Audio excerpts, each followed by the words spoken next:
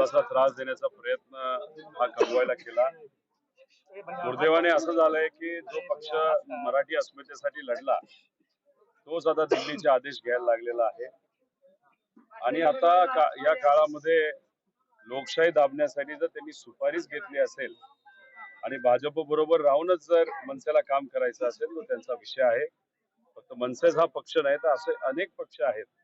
कुठेतरी दिल्लीवरनं आदेश आला, मताचं विभाजन व्हावं आणि महायुतीला कुठेतरी फायदा व्हावा या पद्धतीचं काम आणि काही वक्तव्य त्यांच्याकडनं होत आहेत ही दुर्दैवी गोष्ट आहे.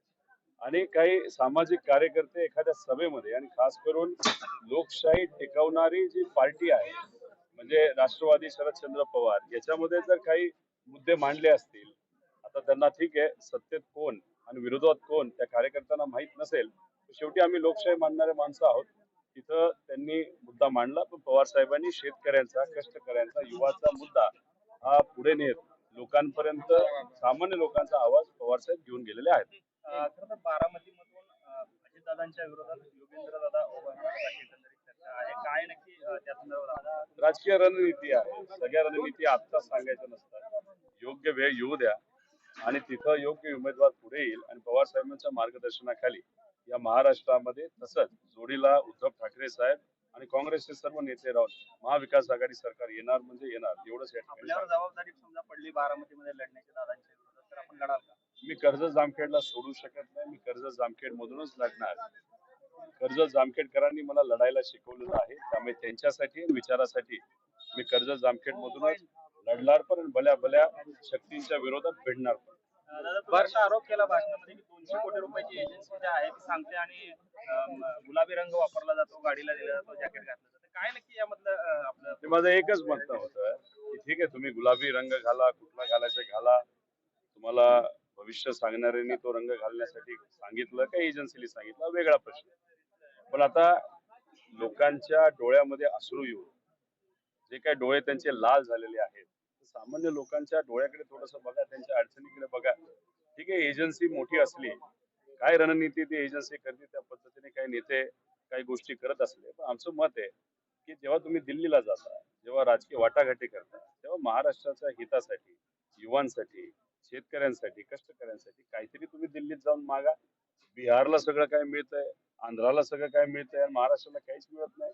त्यामुळे मग गुलाबी जॅकेट नाहीतर जे काही भाजपचे मोठे मोठे अहंकारी नेते ते दिल्लीत जाऊन काही केलं तरी महाराष्ट्राला काही मिळत नाही. तरी महाराष्ट्र जनतेने ठरवलंय की महायुतीला आता सत्तेच्या बाहेर काढायचं.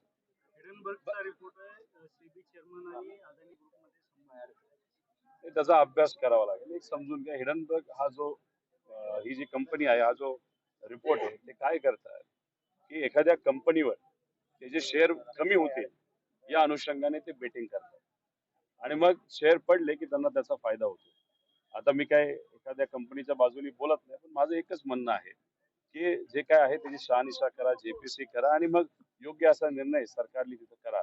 पण महाराष्ट्रामध्ये आणि या देशामध्ये असणाऱ्या ज्या कंपन्या आज तर मुलांना नोकऱ्या मिळत नाही आणि मग या कंपन्याला जर कोणी मुद्दामून अडचणीत आणलं जात असेल तर ही सुद्धा बाजू कुठेतरी बघितलं पाहिजे असं माझं मत आहे. आणि आज काल रात्रीच पुन्हा उद्धव ठाकरेंच्या ताफ्यातील गाडी फोडली. कसं पाहता या राजकारणाकडे आणि काय आपलं आव्हान? एक तर अतिशय खालच्या लेवलला हे राजकारण गेलेलं आहे. माझं एकच मत आहे की आता सामान्य लोकांमध्ये जी चर्चा सुरू झाली आहे की मतं फाटाफाटी करण्यासाठी काही पक्ष आणि काही नेते तसंच काही उमेदवार हे उभे केले जातील मुद्दामून. त्यामुळे हे सुपारीबाज पक्ष आणि नेते जे आहेत त्याच्या विरोधात महाराष्ट्रामध्ये आता वातावरण झालेलं आहे आणि लोक जेव्हा सुपारीबाज असं त्यांना संबोधलं जातं या नेत्यांना, ते कुठेतरी चिडतात आणि काल जे ठाण्यामध्ये झालं, कदाचित सुपारीबाज हा शब्द जास्तच जोमलेला दिसतोय काही सुपारीबाज नेत्यांना आणि पक्षाला असं आपल्याला म्हणावं लागेल. मराठा आरक्षणाच्या संदर्भात आपल्या पक्षाची कुणबीमधून माझं एकच मत आहे की पक्षाची भूमिका हे नेते तिथं सांगत असतात. पण तुम्ही मला जर विचारलं, माझं प्रामाणिक मत आहे की कोर्टामध्ये टिकणारं आरक्षण आपल्याला पाहिजे. सत्तेत जे आहे त्यांना कुणीच तिथं दुर्दैवाने विचारत नाही. सत्तेत असणाऱ्या लोकांनी आतापर्यंत निर्णय घ्यायला पाहिजे होता. आपण जास्तीत जास्त काँग्रेस राष्ट्रवादीचं सरकार जेव्हा होतं तेव्हा 16% आरक्षण आपण दिलं होतं. त्याचा विरोध कोणी केला? देवेंद्र फडणवीस साहेबांच्या एका कार्यकर्ते सदावर्ते कोर्टात गेला, 16% आरक्षण आपलं हाणून पाडलं. आता परत कोर्टात कोण गेले, महायुतीला आरक्षण दिल्यानंतर सदावर्ते गेला. सदावर्ते जर देवेंद्र फडणवीस साहेबांचा कार्यकर्ता असेल तर मग देवेंद्र फडणवीस साहेब त्या कार्यकर्त्याला का सांगत नाही कोर्टात, बाबा जाऊ नको. मग तिथं मुद्दामून घेऊन गेलं जातं. तसंच ओबीसी समाजा बाबतीत बोलायचं झालं तर राजकीय आरक्षण जे अडकलेलं आहे ते भाजपच्याच एका कार्यकर्त्यांमुळे. त्यामुळे भाजपचे हे जे नेते आहेत ते काय करतात, दोन समाजामध्ये वाद निर्माण करतात. त्याच्यामध्ये वाद निर्माण करून जे काही आपल्याला आरक्षण मिळालं ते सुद्धा हाणून पाडतात. आणि याच्यात जे मूलभूत प्रश्न आहे ज्याच्यामुळे घर चालू शकतं, शेतकऱ्याचे मुद्दे, युवांचे मुद्दे, याच्यावर कुणी लक्ष तिथं देत नाही.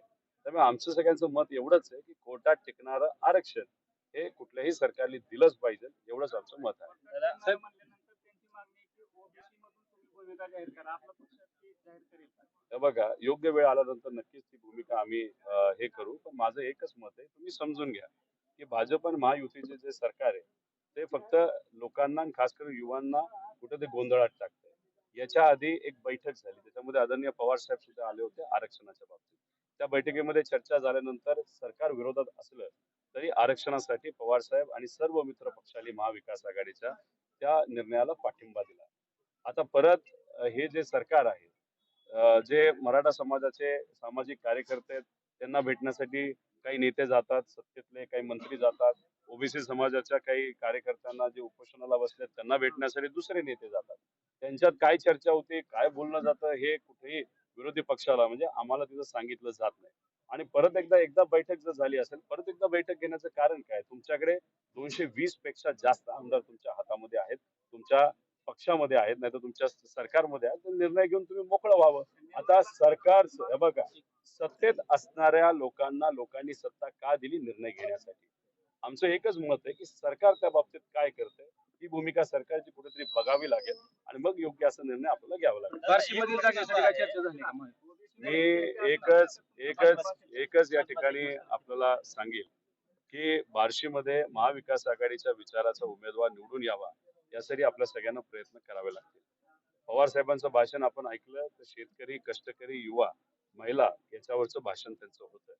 प्रत्येक ठिकाणी महाविकास आघाडी म्हणून आपल्याला तिथं प्रयत्न करावे लागतील. आणि तुम्ही जर मला विचारलं तर इथं असणारे जे सामान्य कार्यकर्ते आहेत, जर सामान्य नागरिक आहेत, त्यांचं सगळ्यांचं मत आहे की इथं राष्ट्रवादी शरदचंद्र पवार यांना उमेदवारी, तिथं त्या पक्षाच्या उमेदवाराला उमेदवारी जावी. आता हे कार्यकर्त्यांचं मत आहे. हे जे म्हणणं आहे ते आम्ही नेत्यांपर्यंत पोहोचू आणि आमचे नेते इतर पक्षाच्या नेत्यांबरोबर चर्चा करून इथं उमेदवारी ही महाविकास आघाडीमधून कुठल्या पक्षाला मिळेल याची भूमिका पुढच्या काही दिवसांमध्ये नक्कीच स्पष्ट होईल. राष्ट्रवादीला मिळाली तर कोणाला शासन होते? ते आमदार होते आपल्या पक्षाचे आणि आता ते ठाकरे गटात आहे. त्यामुळे रस्सीखेच होण्याची शक्यता पाहायला मिळते का? कारण आज उमेदवारी मागितलेली आहे. रस्सीखेच फक्त चर्चेसाठी आहे. महाविकास आघाडीमध्ये जे वरती चर्चा होते, लोकांची भूमिका समजून घेतली जाते, कार्यकर्ते पदाधिकाऱ्यांना बोलून घेतलं जातं सर्व पक्षातून. पण निर्णय सेंट्रल लेवलला म्हणजे पवार साहेब, राहुल गांधी साहेब असतील, थोरात साहेब असतील, पटेल साहेब असतील, उद्धव ठाकरे साहेब आणि राऊत साहेब यांच्या लेवलला ते निर्णय तिथे घेतले जातात. शेवटी आता भूमिका घेतलेली आहे. निर्णय काय येतो पुढच्या काही दिवसांमध्ये आपल्याला बघावं लागेल. अजितदादा असं म्हणाले की मराठा समाजाला आरक्षण मिळालं पाहिजे. मुख्यमंत्री असं म्हणतायत की मराठा समाजाला आम्ही आरक्षण द्यावं.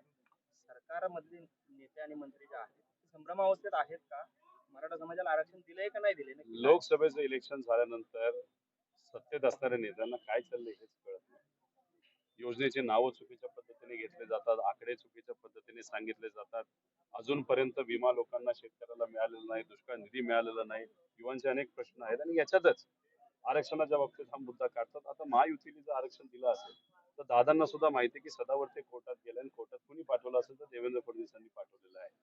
मग आता हा वाद कायमस्वरूपी जर संपवून कोर्टात जाऊन युवांना स्पर्धा परीक्षेच्या माध्यमातून आरक्षण जर मिळणार असेल आणि त्यात भाजपचाच एक कार्यकर्ता जाऊन विरोध करत असेल तर दादांना सुद्धा माहिती आहे की रणनीती महायुतीची काय चालली. या सगळ्या गोष्टींमुळे संभ्रम कुठेतरी तिकडं निर्माण होत असावा असं आम्हा सगळ्यांचं मत आहे.